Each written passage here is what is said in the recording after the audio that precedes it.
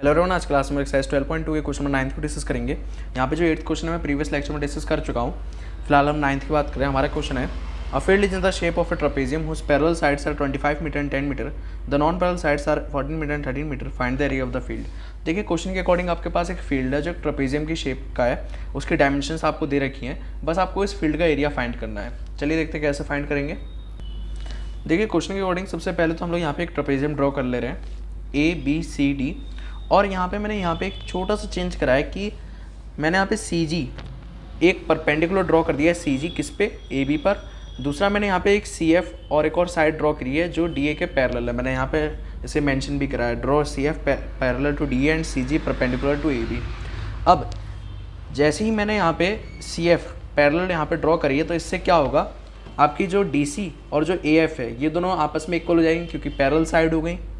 साथ ही में ये मैंने एक परपेंडिकुलर ड्रॉ कर दिया, तो इसकी वजह से यहाँ पे ये FB जो है 15 मीटर का हो जाएगा क्योंकि पूरी साइड कितनी थी 25, ये 10 हो गया, तो बचा कुचा तो 15 होना ही है। लेकिन इस बात को हमें यहाँ पे मेंशन भी करना होगा, तो कर देते हैं। देयरफॉर ये पैरेलल है, तो इसलिए क्या कह सकते हैं हम, AF equals to DC equals to 10 metre. Also हमारा जो FB है कितना, 15 मीटर हो गया। अब हम लोग अपने ट्राइंगल पे आते हैं, BCF या BFC फॉर ट्राइंगल BCF।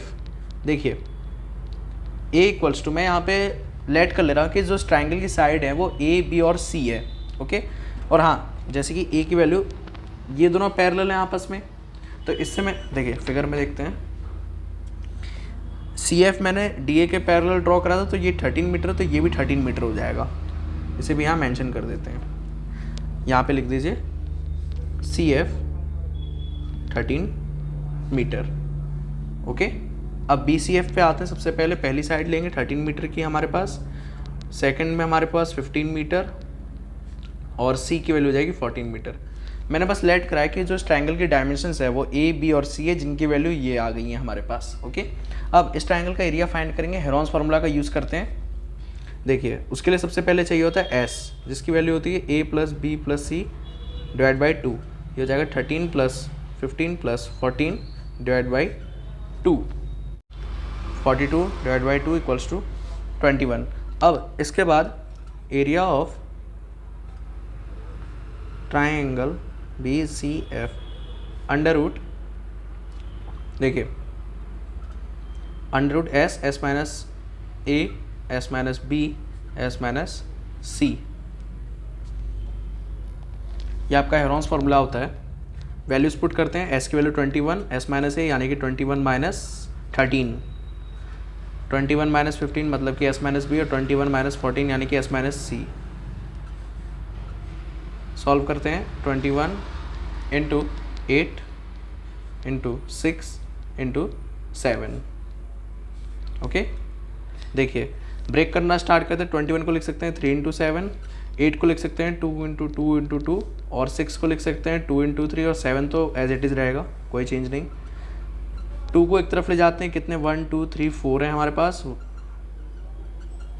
3 हमारे पास 2 है, एक तरफ ले आते हैं, और 7 हमारे पास 2 है, सबको एक तरफ लिख लेते हैं।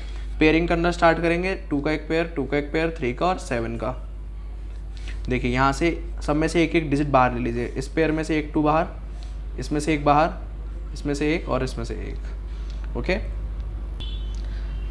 2 जा 4, 3 जा 12, 7 जा 84, ये आ गया आपके पास 84 सेंटीमीटर स्क्वायर, किसका, ट्राइंगल BCF का एरिया।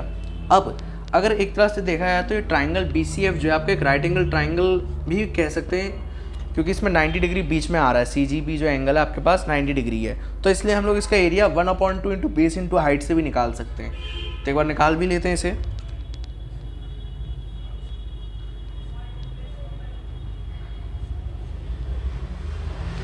फॉर्मूला आता है 1/2 इंटू बेस इंटू हाइट। यहाँ पे आपका बेस है FB और आपकी जो हाइट है वो है CG। अब एरिया ऑफ ट्राइंगल BCF आया 84, सामने है 1/2, FB की वैल्यू 15 और CG की वैल्यू हमें नहीं पता, कोई बात नहीं। देखिए यहाँ से इसको सॉल्व करेंगे, CG यहीं रहने दीजिए, 2 इधर गया मल्टीप्लाई में, 15 इधर गया डिवाइड में, तो 84 इंटू 2 डिवाइड बाई 15 यही होना चाहिए। इसको अगर आप लोग सॉल्व करेंगे तो 11.2 सेंटीमीटर आएगा। और हाँ, लेकिन यहाँ पे एक छोटी सी मिस्टेक होगी, ये सारे डायमेंशंस मीटर में, तो ये सेंटीमीटर स्क्वायर ना होकर मीटर स्क्वायर है, और ये भी मीटर में है। बाकी ऊपर का तो हमारा सब मीटर में ही है।